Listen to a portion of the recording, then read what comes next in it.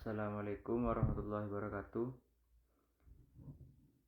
Puji syukur kehadirat Allah Subhanahu wa taala yang telah limpahkan rahmat serta hidayahnya sehingga saya bisa mengerjakan tugas ini dengan lancar. Tak lupa salawat serta salam tetap tercurah limpahkan kepada Nabi Muhammad SAW. Yang saya hormati dan yang saya taklimi, pengasuh Pondok Pesantren Zainul Hasan Genggong, beliau Kiai Haji Muhammad Hasan Mutawakkil Allah SHMM. Yang saya hormati Rektor Universitas Zainul Hasan Genggong, Bapak Abdul Aziz Wahab BAMAG. Yang saya hormati Ibu Dekan Fakultas Tadris Umum sekaligus dosen pengampu mata kuliah Bahasa Indonesia, Ibu Wahyu Lestari MPD. Dan yang saya hormati Ibu Kaprodi Tadris Matematika, Ibu Eka Rahayu MPD. Baik, saya akan menjelaskan tentang ragam bahasa.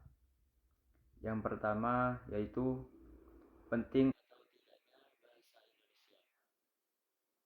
Indonesia. Sebuah bahasa bermakna penting bagi warga dan negaranya. Bahasa juga merupakan identitas suatu negara. Karena bahasa merupakan alat interaksi dan komunikasi yang penting bagi kehidupan keseharian kita. Tingkat kepentingan sebuah bahasa dapat dilihat dari 3 kriteria, yaitu jumlah penutur, luas daerah penyebarannya, dan terpakainya bahasa itu dalam sarana ilmu, susastra, dan budaya. Umumnya penutur bahasa Indonesia yang mempergunakan bahasa Indonesia sebagai bahasa ibu tidak besar jumlahnya.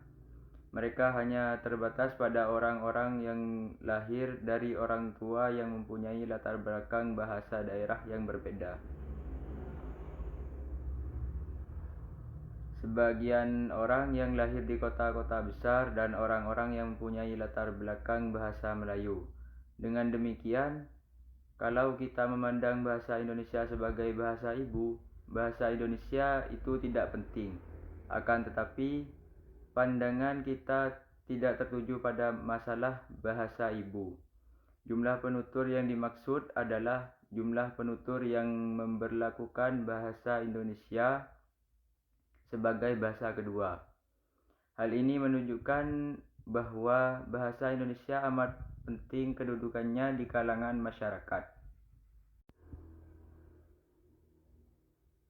Penyebaran suatu bahasa tentu ada hubungannya dengan penutur bahasa. Karenanya, tersebarnya suatu bahasa tidak terlepas dari segi penutur. Penutur bahasa Indonesia tersebar dalam daerah yang luas, yaitu dari Sabang sampai Merauke. Keadaan daerah penyebaran ini akan membuktikan bahwa bahasa Indonesia amat penting kedudukannya di antara bahasa-bahasa dunia. Yang terakhir, bahasa Indonesia telah digunakan sebagai sarana ilmu pengetahuan, sastra, dan juga budaya. Adanya surat, buku, surat kabar yang ditulis dalam bahasa Indonesia membuktikan bahwa bahasa Indonesia tidak hanya digunakan sebagai bahasa yang dituturkan melalui lisan. Selanjutnya, ragam lisan dan ragam tulis.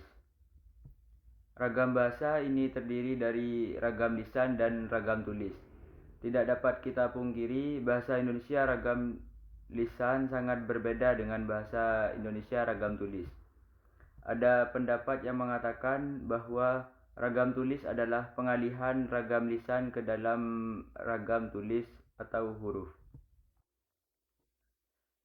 Kedua ragam bahasa itu berbeda. Perbedaannya adalah sebagai berikut. Yang pertama, ragam lisan menghendaki adanya orang kedua atau teman berbicara. Sedangkan ragam tulis tidak mengharuskan adanya teman bicara berada di depan. Yang kedua, Di dalam ragam lisan, unsur-unsur fungsi gramatikal tidak selalu dinyatakan, sedangkan ragam tulis harus lebih lengkap dan lebih terang. Perbedaan yang selanjutnya yaitu ragam lisan sangat terikat pada kondisi, situasi, ruang, dan waktu. Dan juga sebaliknya, ragam tulis tidak terikat pada kondisi, situasi, ruang, dan waktu. Pada dasarnya, ragam tulis dan ragam lisan terdiri pula atas ragam baku dan ragam tidak baku. Ragam baku adalah ragam yang dilembagakan dan diakui oleh sebagian besar masyarakat, penggunaannya sebagai bahasa resmi dan sebagai kerangka rujukan norma bahasa dalam penggunaannya.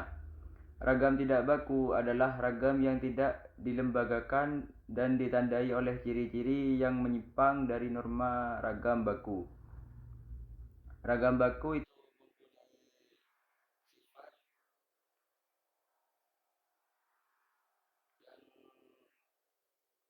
bersifat secara umum, yaitu seragam, formal, dan tidak terpengaruh oleh bahasa daerah atau bahasa asing. Selanjutnya, ragam baku tulis dan ragam baku lisan. Dalam kehidupan berbahasa, kita sudah mengenal ragam lisan dan ragam tulis, ragam baku dan ragam tidak baku. Oleh sebab itu, muncul ragam baku tulis dan ragam baku lisan. Ragam baku tulis adalah ragam yang dipakai dengan resmi dalam buku-buku pelajaran atau buku-buku lainnya. Nah, bagaimana dengan masalah ragam buku lisan? Ukuran dan nilai ragam buku lisan ini tergantung pada besar atau kecilnya ragam daerah yang terdengar dalam ucapan. Seseorang dapat dikatakan berbahasa lisan yang baku kalau dalam pembicaraannya tidak terlalu menonjol pengaruh logat atau dialek daerahnya. Selanjutnya, ragam sosial dan ragam fungsional. Ragam sosial yaitu ragam bahasa yang sebagian norma dan kaidahnya didasarkan atas kesepakatan bersama dalam lingkungan sosial yang lebih kecil dalam masyarakat. Ragam fungsional yang kadang-kadang disebut juga ragam profesional yaitu ragam bahasa yang dikaitkan dengan profesi, lembaga, lingkungan kerja, atau kegiatan tertentu lainnya. Yang terakhir, bahasa Indonesia yang baik dan benar.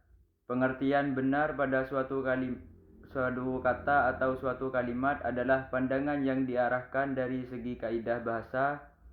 Sebuah kalimat atau sebuah pembentukan kata dianggap benar apabila bentuk itu mematuhi kaidah-kaidah yang berlaku.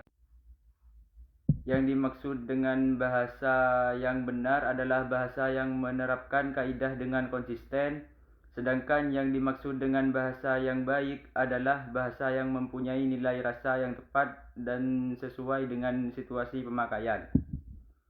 Mungkin itu saja yang dapat saya sampaikan. Akhirul kalam, wassalamualaikum warahmatullahi wabarakatuh.